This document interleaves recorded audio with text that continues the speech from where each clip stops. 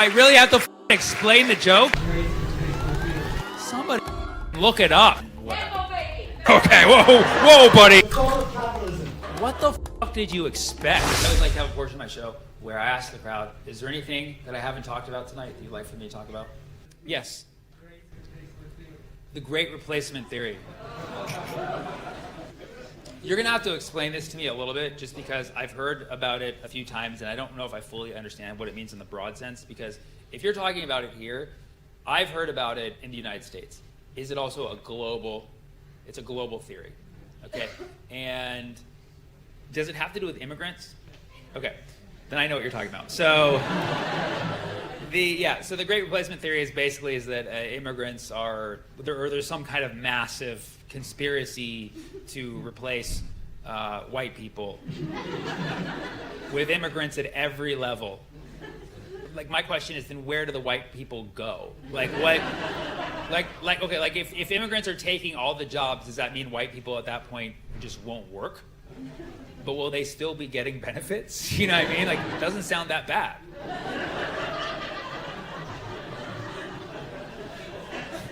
White people just kicking back and getting benefits while all the people of color work? Dude. Sounds like plantation times all over.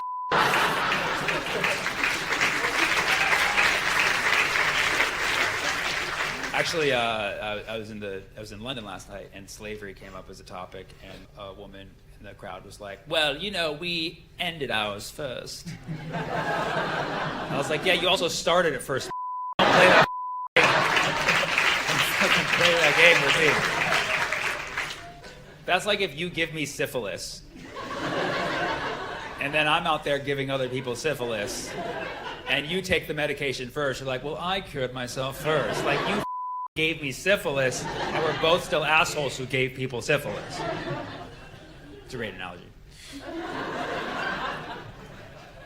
But yeah, the great replacement theory, it's interesting. It's interesting that we're worried about that more than AI. You know what I mean? Because, because that's, for people of color who are, currently taking jobs of white people, we're worried about AI coming and taking them. So it's like, grass is always greener on the other side. I wish I was white and worried about actual people taking my job. We got to worry about robots. And then the AI, what are they worried about? You know what I mean? They're worried about newer additions taking their job. They're worried about software updates. That's all we are to these white people, is a software update.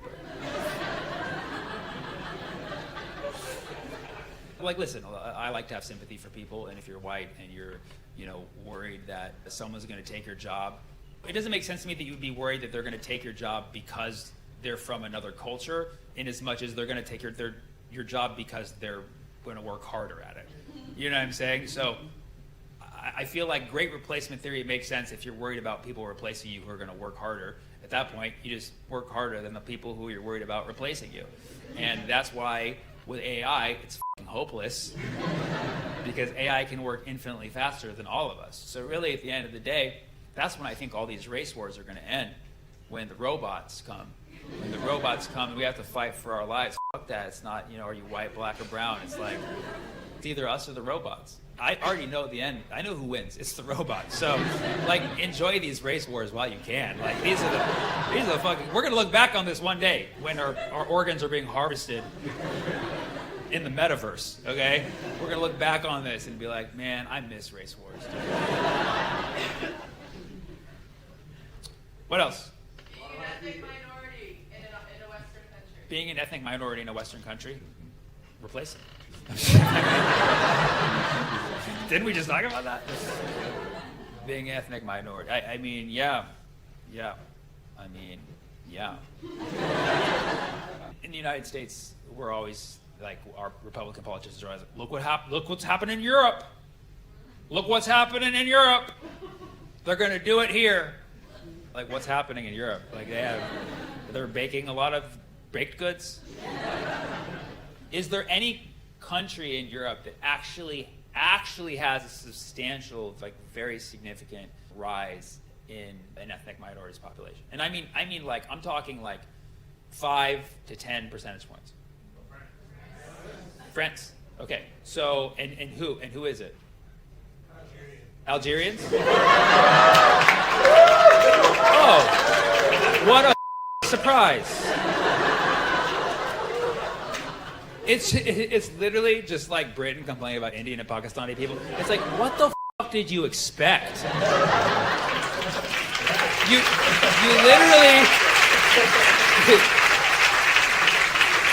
literally took fleets of ships over to a part of the world that was not near yours. You fucking put your flag down. You colonized. You said, our objective is to exploit the resources and get these people to act as much as possible like us. Flash forward, they show back up at your door. They're like, we're back. What the did you expect? You taught them how to be you. Of course they're going to come back to your house and be like, hey, I'm ready.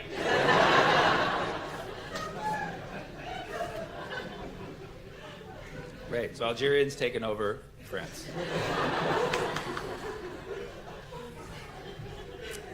Sorry to say, I'm for that. I'm for that. I'm for that. I'm for that.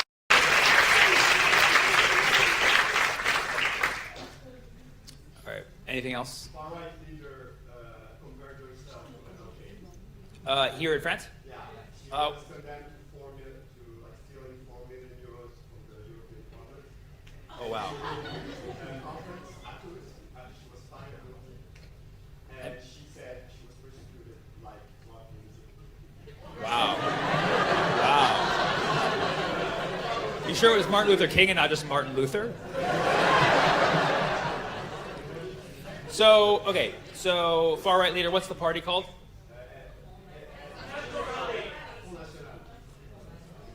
One person. One person, please. What is it? National Rally? Okay, the national, and then there's an abbreviation for it? Okay. I'll let you do it. So there, and that is, as far as we know, it's maybe not the furthest of right parties, but it's the far right party that has the biggest backing, maybe, in France. She's actually a member of parliament. Yes. She's a member of parliament, and how many parliament members does this party hold seats? How many parliament members do you have total? 500, and then how many does this far right party have seats? Like over 200? Over 100? 100. 1 out of 5. I'll tell you what, when a far right party holds 1 out of 5 of your seats, it ain't that far right, okay? It's pretty, your country's kind of averaging to that. Sorry to break it to you. How many other major parties are there? 3. It's complicated, but if we're talking about parliamentary seats, who has the most seats? Nobody.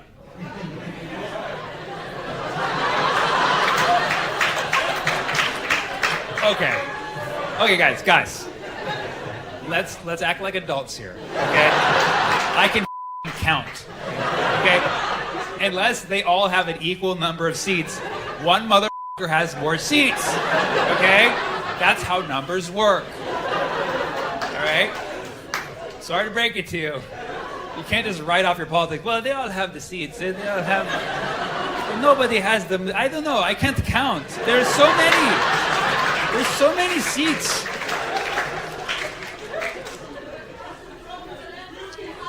Which one? The group who had more seats at the last election, they were called for the government. That's the problem in France for 1 year. I called it a coup. A coup d'etat. And I'm assuming it works. So the majority, the party that has the majority seats, they are basically in charge, right? No? Like, not so fast, American. You do not understand us.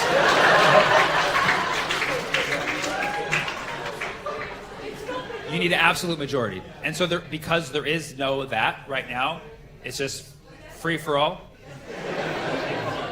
You're like, we have no government right now. And that's what?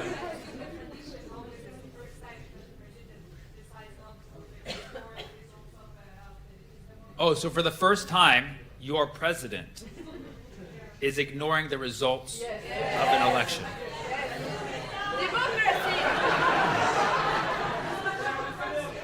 Yeah, it sounds very familiar, yeah. That's been like the last 3 elections in my country. You're saying technically there's no majority party around, there's no party in charge, but theoretically one of them has the most seats. I would just like to know which one that is. That's all. I'm really not trying to bug you guys all night about this. I would just like to know who numerically. It's the far right one? No. Somebody had. It's a coalition, so there's several parties within the. Okay.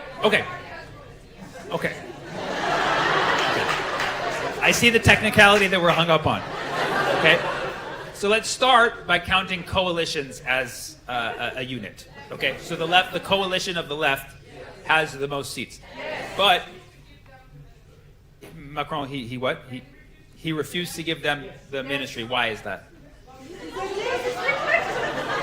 Because he what? He can't. He can't legally, or he can't.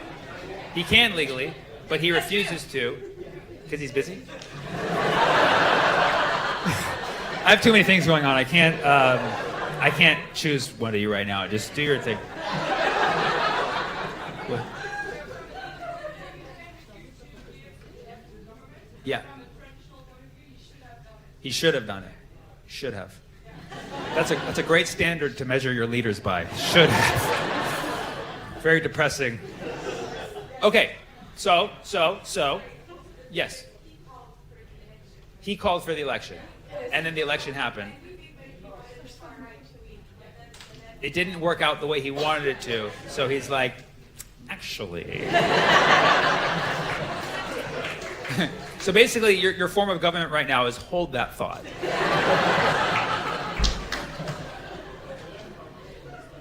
The left are pro-Palestine?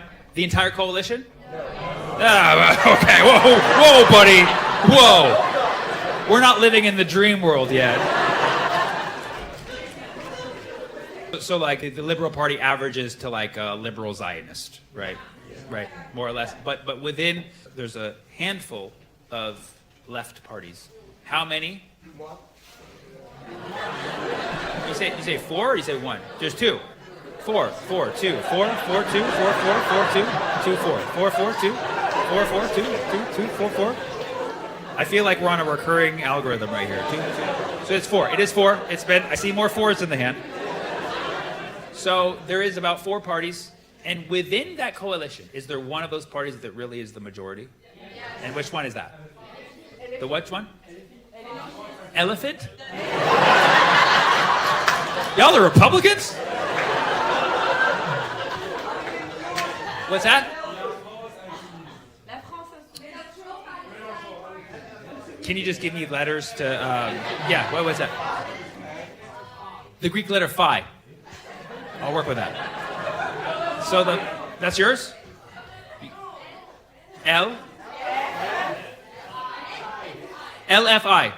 Nailed it. LFI. They spelled life incorrectly. LFI. Okay, good. That's why I thought elephant. That makes sense. Okay, I'm not just hearing things. So LFI is it holds the majority of seats within this Democratic coalition. Approximately how many seats does LFI have? 80. 80, which is still less than the far right party. Okay, and then outside of this leftern coalition that has 4 parties within it, the majority having 80 seats, you have this far right party, and then what? And then Nepo Baby, is that the party's name? Are they just like really? Are they just really like on the nose about it? They're like, we're Nepo Babies, all of us. Well, what? That's it. There's like the right, the center right, and how many seats do they have? About the same as the far right. Somebody look it up, dude. I've been up here asking the same question for 20 minutes. Just pull up Google and give me a numerical answer. It's about what? About similar. Oh, okay. So the biggest party within the center-right coalition also has about 80, but the center-right coalition has 100. Oh, it has 80. Oh, okay. So literally, it sounds like the singular party with the most seats is the far-right party. And so the leader of this far-right party got caught stealing, embezzling money from Parliament, from the European Parliament. Well, I'm for that. But stealing, basically embezzling money from the European Parliament, and got called out for it. 4 million? That's not that much. 4 million, 4 million. Yeah. So 4 million euros, right? And basically got called out for it. She's convicted, like actually of crime. And she's banned from running for president for 5 years. Wow. The great replacement theory is real.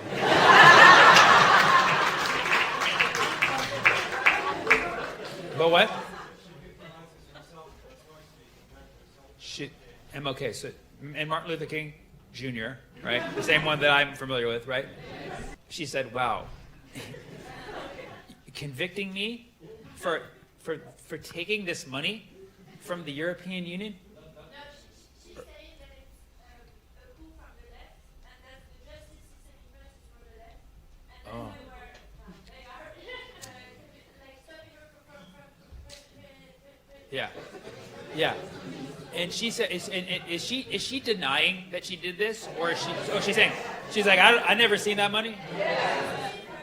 They're saying no. Is she denying or is she not denying? She's saying I maybe saw the money. Maybe I took so what? Maybe I took the 4 million. Okay. She's like, maybe I took the 4 million, but you know what? I have a dream.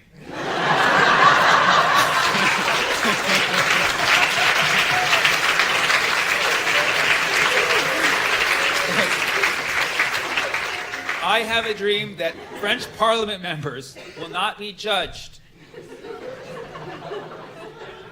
by the name of their political party, but by the number of seats they hold in Parliament.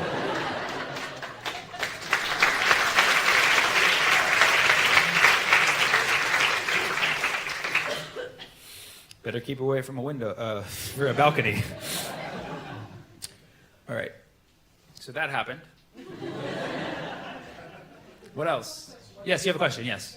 You mentioned Michael Moore, but you didn't mention... I mentioned Michael Moore? Oh, Macklemore.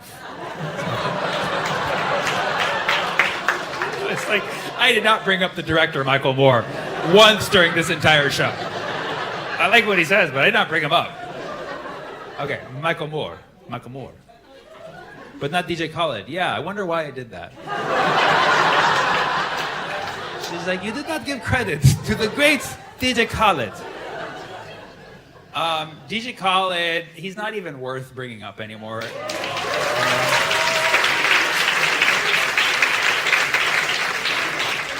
Dude he's Palestinian by blood, and literally, he's mentioned it maybe a couple times in his career, but since the genocide of these last few years, not one statement. He even appeared on Late Night with Jimmy Fallon, and they brought out maklouba, famous Palestinian dish, and they're like, oh, we brought your favorite dish. He's like, oh, maklouba. They're like, what is it called? He's like, maklouba. Didn't even mention that it was Palestinian.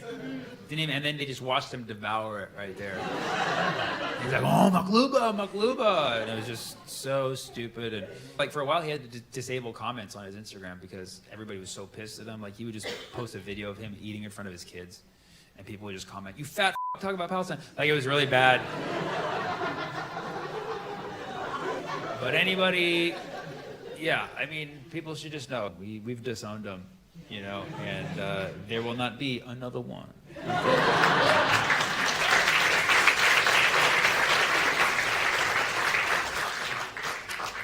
Anything else? One more for the road. How badass our Yemeni brothers are. Yeah. You know what? Not even one more for the road, one more for the seas, my friend. Okay. That was really good. One more for the seas, okay? The boat, one more for the boat. Yeah, well, really? If I said boat, it would have made more sense to you? One more for the road. The road is the thing the car drives on. Okay, one more for the seas. Where the ship sail on the Red Sea. Do I really have to explain the joke? I'm gonna have to record this, put it on YouTube, explain it to TSA next week. What the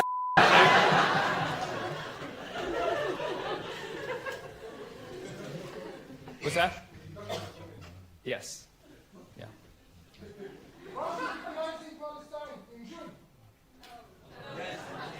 Oh, Macron? He's recognizing Palestine, but not his own government.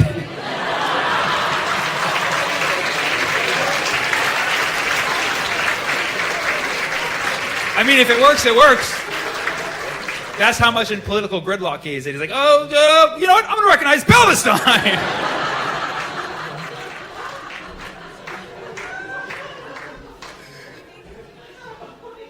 Because she got convicted? Oh, he can't. He has to distance himself from them. So now he's like Mr. Free Palestine. Wow. Yeah, what language? He's like, you know what? I could. He's like, if I could, maybe I could recognize Palestine. Well, not surprising. But Macron, how long is he in power for, technically? So forever, basically. What party is he part of? No party. He's in no party. He's not fun. Nobody invites him to parties. He's not party animal at all. He's the center right. Well, that's kind of what he favors, right? He's the right. But he created his own party for himself. Macron, party of one.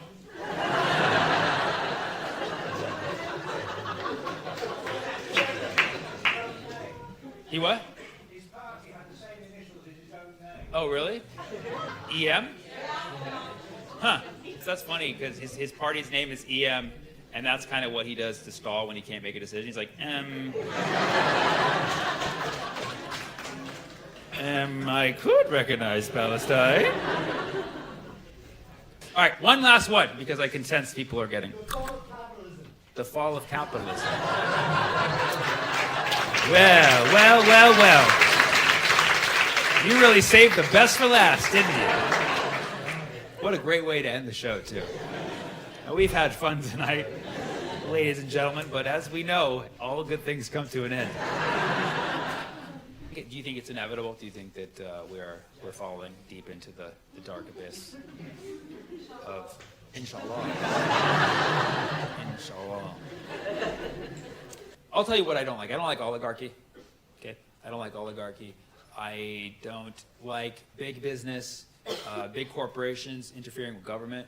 Unfortunately, that is the world that we live in. One of my favorite books of all time is Plato's Republic, and Plato's Republic talks about the ideal society and what the ideal society is. And basically, Socrates says that in the ideal society, you have like this society that's completely like walled off from the rest of the world. You got to build a wall around it. You got to have guards making sure people don't come in. That's what they're trying to do in the United States. And but in that ideal society, everybody has to have a specific job, and you can't meddle in each other's businesses. And also, there can't be artists because art mimics life and it makes people sad. So you can't do that. So that place sounds like it f***ing sucks. Okay? But he says one day there may eventually be the ideal society, or maybe it existed a long time ago, and then it will eventually decay slowly into lesser forms of government. And the first level of decay is, I believe, called timocracy, which is where they're obsessed with victory and winning wars. I think we're kind of there too. And then that decays into oligarchy. So like oligarchy is also very much where I feel like a lot of the world is. And then he says oligarchy decays into democracy. So democracy is even worse than all of these. And then he says from there you go to tyranny. The cool thing about Trump is he took us from 5 to 1, like in the first, just like within a month. It was really, really awesome. But when it comes to capitalism versus socialism, I'll ask an honest question, okay? Who in this room identifies, like firmly, as a socialist? Okay, great. That is about 25 people in a room full of 300, okay? Now, notice this difference when I ask this question. Who here firmly identifies as capitalist? One person, okay. Okay, you're okay. See, it's very rare that people are willing to admit this. I hate to fucking break it to you, we're all capitalist pigs, okay? We live in a fucking capitalist society, and unfortunately, we do actually consume things that are products of capitalism. Doesn't mean that you have to support the ideal of it, you have to support it to the fullest extent. However, we are living in a capitalist society, and we're also getting the pros and cons of it, whatever. I've never personally lived in a socialist government. I don't know what it's like. I've heard stories of it working, I've heard stories of it not. But I do know that the capitalist system that we live in currently, with the emphasis on oligarchy, billionaires interfering with our government, and all of the horrible that comes with the product of capitalism, like exploiting the resources of other parts of the world, genocide, ethnic cleansing, land theft. For all that reason, this particular form of capitalism that we have is not sustainable, and I agree with you that it is rapidly falling apart. I believe the Western Empire is crumbling. I believe that soon enough, the Great Replacement will happen.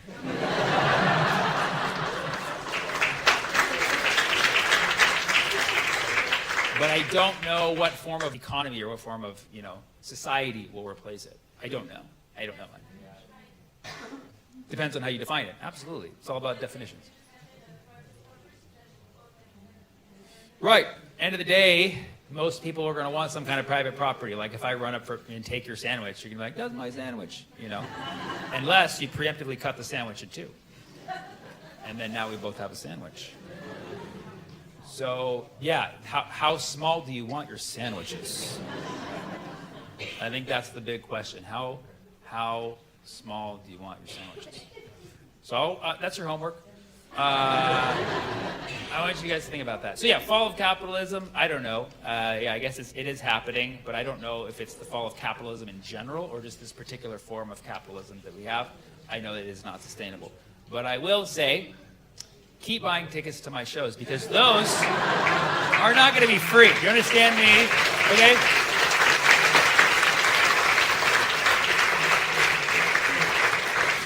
But I love the concept of socialism. I love the ideals, and I love socialists. Socialists come to my shows. They always give me a pamphlet. They're like, check it out. It's good. Read it. I'm like, trust me, I've read it before. They're like, no, this one's different. I'm like, no, they're all the same. Socialism. And I always have the conversation with my socialist friends and comrades, if you will.